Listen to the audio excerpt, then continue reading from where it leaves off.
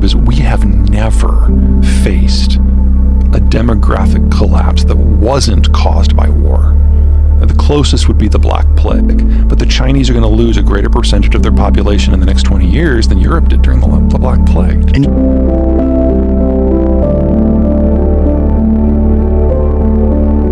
Well, for the Europeans who have been dealing with the Russians for 3 centuries, this is kind of par for the course. It's just a modern version of it. Yeah. The Soviet period was kind of a relief because we actually had an institution that pushed their weird religion to the side and actually worked on technocracy and technology. And from the European point of view, that was a huge improvement. And the belief in the post-Soviet period was that they would start from that and move forward and modernize and maybe even democratize. And people believed that for far too long, even when it was clear that Russia was degenerating rather than... Why that? We are dealing with the end of the world that we know. Russia is more of a symptom of this than a cause. In the world before World War II, if you had coal, oil, food, and iron ore, you could industrialize and try to make something of yourself. But if you failed to have one of those, you were probably a colony. At the end of the war, the Americans abolished the imperial system and patrolled the global oceans for everyone, and as a result, now you only needed one of those 4, and you could trade for the others. And so for the first time in human history, we were all on the same path, from different starting points and going at different speeds, but we were all industrializing, and we were all urbanizing. And so your population starts to shift. It used to be that you have loads of children, a few young adults, fewer retirees. It's kind of a pyramid. But as you urbanize, your pyramid opens up into a column because you have fewer kids, but everyone's living longer. And as long as your population is a column, economic growth is spectacular because you don't have to spend a lot of money on your kids. You're not old enough that you have a lot of retirees, but you got a lot of people in their 20s and 30s to build things and buy things, and then a lot of people in their 40s and 50s to do the investing. The rich world was a population column from 1945 to 1992. And with the end of the Cold War, the developing world became a column in 1992 until now. The problem is that this is all temporary because birth rate keeps dropping, people keep living older, and your column eventually inverts into an open pyramid, upside down. And now you no longer have children, you no longer have a replacement generation at all. And there aren't enough people in their 20s and 30s to buy everything. And there aren't enough people in their 40s and 50s to pay for the retirees.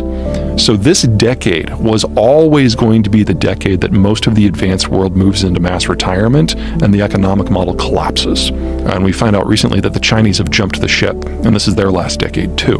We are at the end of it. And we have to go back to a world where trade is more focused on the countries that have a better demographic and security infrastructure because the Americans are no longer patrolling the global oceans anymore. So we're losing the security ramifications of an open system.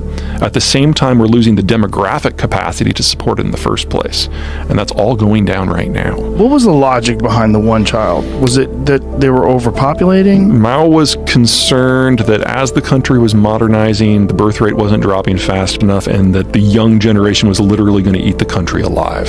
And the problem with that also was that they wanted male children. Yeah, there's a cultural aspect to that too. And obviously, men can't have kids on their own. And so what are the other problems that they're encountering that leads you to believe that they only have 10 years left? Well, without young people, we've seen their labor costs increase by a factor of 14 since the year 2000. So Mexican labor is now 1/3 the cost of Chinese labor. Their educational system focuses on memorization over skills. So despite $1 trillion of investment in a bottomless supply of intellectual property theft, they really haven't advanced technologically in the last 15 years. Mexican labor is probably about twice as skilled as Chinese labor now, even though it's 1/3 the cost. They've consolidated into an ethnic-based, paranoid, nationalistic cult of personality. So we now have tech barricades that prevent the Chinese from buying the equipment, the tools, or the software that's necessary to make semiconductors. In fact, he went so far as to say any Americans working in the sector have to either quit or give up their American citizenship. Every single one of them either quit or was transferred abroad within 24 hours. And the challenge for the rest of us is to figure out how we can get along without them, because they are going away. Well, if you say they're going away, clearly they're not just going to lay down. They're no, they'll going to try to adjust. Yeah, they'll die. Right? Like if we impose the kind of sanctions that we've imposed on Russia, if China decides to invade Taiwan and the world stands up and the world imposes sanctions on China, how does that go? You put the sanctions that are on the Russians on Beijing, and you get a deindustrialization collapse and a famine that kills 500 million people in under a year. And the Chinese know this. They can only push so hard. Also, even if the Chinese were able to capture Taiwan without firing a shot, it doesn't solve anything for them. They're still food importers. They're still dependent on the United States. They're still energy importers. And even if they take every single one of those semiconductor fab facilities intact, they don't know how to operate them because they can't operate their own. And their own are among the worst in the world, not the best. Whew. Now, the only reason, in my opinion, to be concerned about a Taiwan war, because there's no one to listen to anymore. That's one of the fun things about Russia versus China right now, is that the Russian information security is so poor that American intelligence is literally listening in on everything. But in China, we can hear into the office, but there are no conversations happening. What do you mean by that? What do you mean? Like, so no one talks to him about anything? Anything. If you look at So he's just terrifying to people. Yeah, exactly. Because he murders dissidents, he murders anybody that... He doesn't murder everyone, but there's a lot of people in prison. And there's also a lot of billionaires that got disappeared, right? Whew. And what is their plan? The Chinese? Yeah, do we have any idea of what their plan to get out of this is? Nationalism. Give people a non-economic reason to support the state. So even if you lose your job, even if you can't feed your family, I'm Chinese, I'm Han, that's enough. And their overall health is worse than ours. Diabetes as a percentage of the population is higher. They don't have a critical care system like we have. And their hospitals are really their only line of defense. They don't have a clinic and a doctor system in the towns like we do. And what about nutrition education and the understanding of... Yeah, it's... When you industrialize very, very quickly, especially in a culture like China where food is considered a sign of wealth, getting fat is the thing to do. So we've got a lot of diabetes, a lot of hypertension, a lot of overweight people, and over 2/3 of the population lives in the metro region and their air quality sucks too. So we're kind of seeing like the worst aspects of the Indian system and the American system all in one. I think it's good to give credit where it's due. One of the many, many things about the war on terror that reshaped the U.S. government is that we focus all of our intelligence apparatus on supporting the troops, which is reasonable. So instead of thinking, it's 2045 and you're thinking over the horizon, who's our foe going to be and what kind of tank are they going to use so that we can start preparing? It instead became, there's someone on the other side of this door and the third floor of this building at the edge of town in Fallujah. What side of the door the hinges are, because we need to know if we need to blow it off the hinges or kick it in. So we focused all on that second thing for 20 years, which meant not only did we lose all the analysts who knew how to think forward, we lost all the people who trained them. 20 years is a long time. So even if everyone in DoD or the intelligence community disagrees with everything I have to say, and the fact that they're trying to rebuild that capacity is a really good sign. And the fact that they started rebuilding that capacity so soon after the war on terror ended means that they recognize the hole in the system. If you play out China's collapse, how do you anticipate that goes? What do you think, first of all, what do you think is like the first... If I were a betting man, I think that the two most vulnerable parts of the international system right now are energy transport and food production. About 80% of the calories that humans produce are produced with at least one imported input, whether it's pesticide, fertilizer, fuel, tractors, whatever. And with the Chinese, it's more like 90%. 90% is imported. Yeah. Well, no, not their food is imported. The inputs. The input strain. And 90% of the calories they produce are dependent upon a foreign support system. In the United States, it's less than 10. And we're seeing industrial accidents in the Russian space that are so big you can see them from orbit, because, a lot of petroleum stuff explodes if it doesn't go right. And the Russian facility has been held together with duct tape and Western tech for a while now. That's all gone now. About 1 million barrels a day of Russian crude fall offline within the next few weeks as part of the price cap that the Europeans are putting into place. But more important, all the insurance firms have said they're not going to deal with Russia anymore. So you're not supposed to sail at all with your ship if you don't have an insurance policy. So countries like China and India are stepping in and offering sovereign indemnifications, but that's something they've never done before.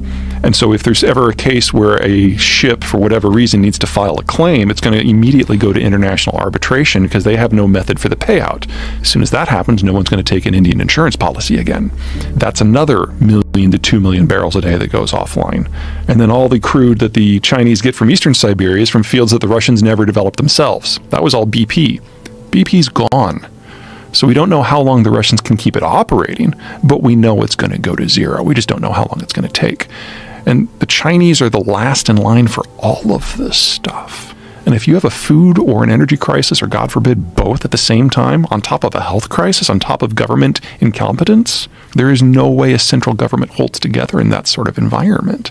And then the cities of the coast in the south, your Shanghai, your Fujian, your Guangzhou, your Hong Kong, they basically become independent city-states and integrate with foreign powers primarily in order to get food. And if you look back at the last 14 centuries, for almost that entire period until 1945, the city-states have been dependent upon foreigners to keep themselves alive. But as soon as something happens to those security services and they're focused on the homeland in the north, then the southern cities are going to bolt. Now, what does China think about? Did they have an understanding of this collapse, or is it just because of Xi's power over everyone that none of this gets discussed, so there's no planning? This is one of the beautiful things about authoritarianism, is they start telling stories and eventually they believe them. It happened in Russia, it's happening in China. Chinese academics as recently as 10 years ago were very, very aware of this, and it shaped government policy. But China has always been thought of as a country, at least the narrative has always been that they plan long game. Yeah, it's a bunch of crap. Is it? Yeah, no, the Chinese are just as bad as everyone when it comes to ideological blinders and short-term decision making, and the more isolated and concentrated the the tools of power become, the more problematic that becomes. So what is their plan on getting through what you think is a 10-year timeline for their demise? Beat the nationalist drum so that when the food and the energy run out, everyone is banding together simply because they're Han Chinese. That's it? That's as good as it's going to get, because there is no trade option out of this without the United States. What do you think the world looks like in 10 years? I think we'll have a system of regional trade, and now geography is going to have a much bigger role to play. And if you layer demographics on top of that, if you have a country with a decent geography and a decent demography, they can kind of write their own ticket in the world we're going to. And there are a few of those. The United States is at the top of the list. Argentina looks really good. France and Turkey look great. So you get these spheres of influence, don't necessarily cooperate or compete with one another, but are kind of in their own little worlds. This really is the end of the world. The end of the world we understand, yeah. We're going back to something that's a lot more similar to the world as it existed in the early 1900s. Whew. But how does China come through this, though? They don't. So what happens to them if they don't? Well, I mean, this is one of the wild things, and the hard parts of my job is we have never faced a demographic collapse that wasn't caused by war. The closest would be the Black Plague, but the Chinese are going to lose a greater percentage of their population in the next 20 years than Europe did during the Black Plague. And you think by famine? This assumes no famine. This is just aging. Just aging. Yeah, if you have an energy breakdown or a food breakdown, it happens a lot faster. And they have energy issues and they have food issues. They are the world's largest importer of energy, about 14 million barrels a day. Remember, we're a net exporter. And they are the world's largest importer of food and food inputs. We're going to have to double the size of the industrial plant as the Chinese system and the German system both fall offline. But that's an opportunity. You double the size of the industrial plant. Obviously, that's inflationary. But at the other side, you're building things at home using local resources and local workers. You're using less energy and less water. It's cleaner. You're selling to locals. And your supply chains are simpler and safer and shorter, and you're largely become immune to shocks beyond the horizon. This is a good challenge. It won't be easy. Our problem is in the middle. Places where it's not the natural bounty of North America that helps us out, and it's not the ingenuity and the skill of the American workforce that helps us out. The stuff in the middle. To be perfectly blunt, for that, we've got Mexico, and they're great at it. The American-Mexican trade relationship is already the largest in the world, and they're going to be our largest trading partner moving forward for at least the next 30 years, probably a lot more. Are there hiccups? Oh yeah, plenty of hiccups. Well, I'm sure you're paying attention to the cartel wars that are going on right now. Yeah, it would be so much better if Americans did not like cocaine. And federal forests in California are filled with cartels that are growing marijuana. So he had to form a tactical unit to combat these cartels. So they're wearing tactical gear, and this guy was a game warden, and now they've got Belgian Malinois and fucking machine guns, and they're going in there and they're fighting off cartels.